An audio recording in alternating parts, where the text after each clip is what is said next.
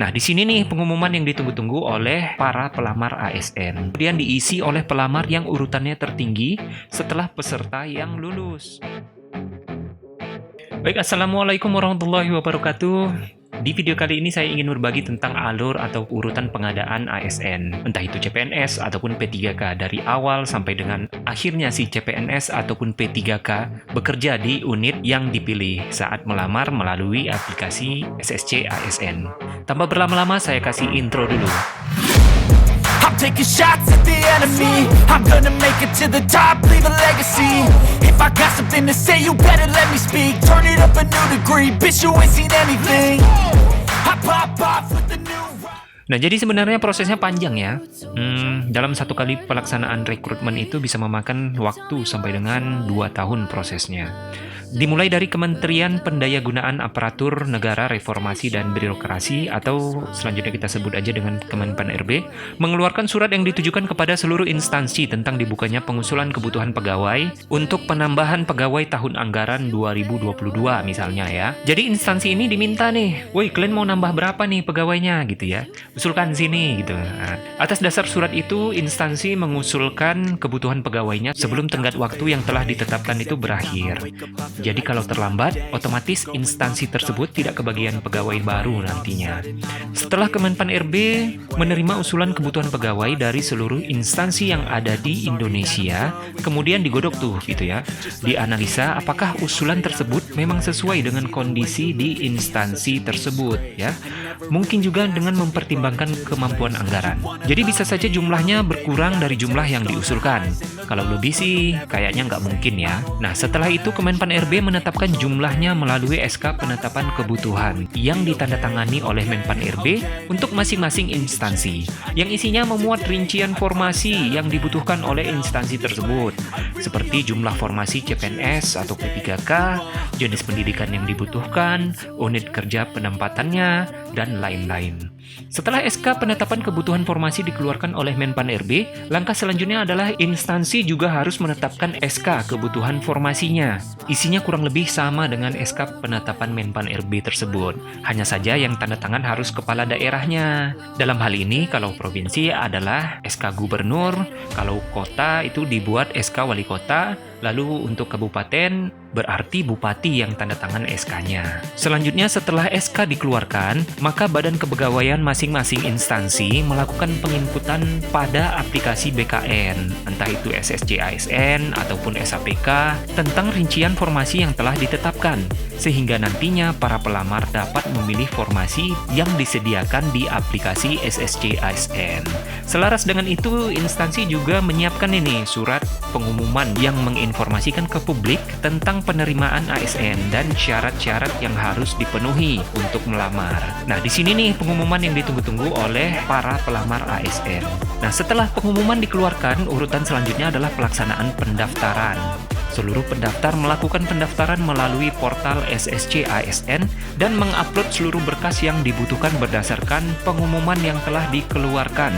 Tim verifikasi instansi akan melakukan pemeriksaan berkas-berkas yang diupload tersebut sehingga mendapatkan hasil seleksi administrasi yang diumumkan juga melalui portal website instansi. Nah, di sini bagi yang tidak lulus diberikan kesempatan untuk melakukan sanggahan terhadap hasil seleksi administrasi, tapi dengan catatan kesalahan bukan dari pelamar. Selanjutnya, pelaksanaan seleksi kompetensi dasar. Di sini saya berbicara tentang seleksi CPNS ya, karena pelaksanaan seleksi penerimaan P3K dilaksanakan sepenuhnya oleh Kemendikbud, dibantu oleh instansi daerah, dalam hal ini Dinas Pendidikan. Jadi saya nggak ada pengalaman di penerimaan P3K, tapi pada intinya sama. Pada SKD ini, para pelamar diwajibkan untuk mendapatkan nilai di atas ambang batas yang telah ditetapkan. Ada 3 jenis soal, yaitu tes wawasan kebangsaan, tes intelijensia umum, dan tes karakteristik pribadi.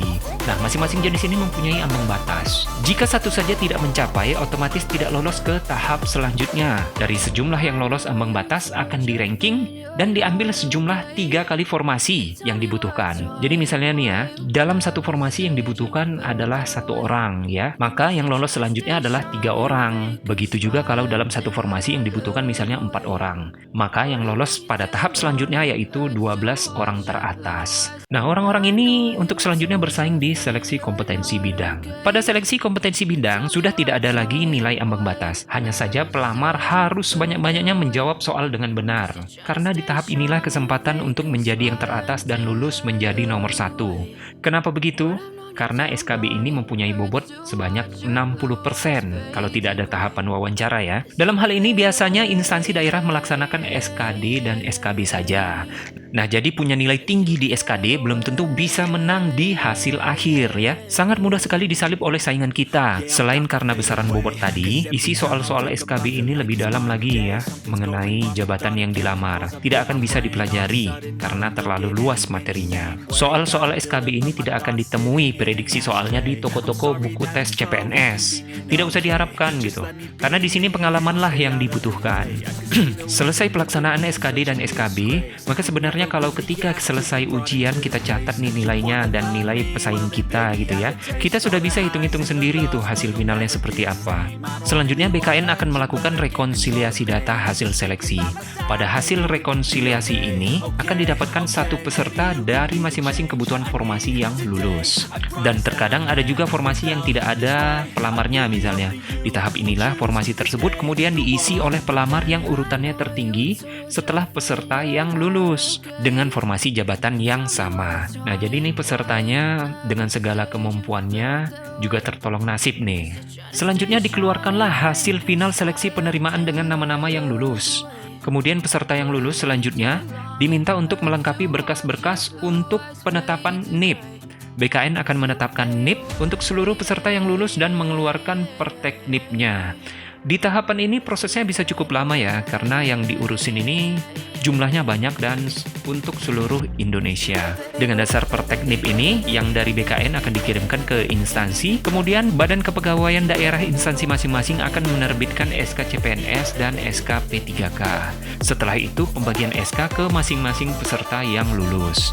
Tahap terakhir adalah CPNS atau P3K akan mulai bekerja di unit kerjanya masing-masing dan membuat surat pernyataan melaksanakan tugas, terhitung tanggal mulai bekerjanya.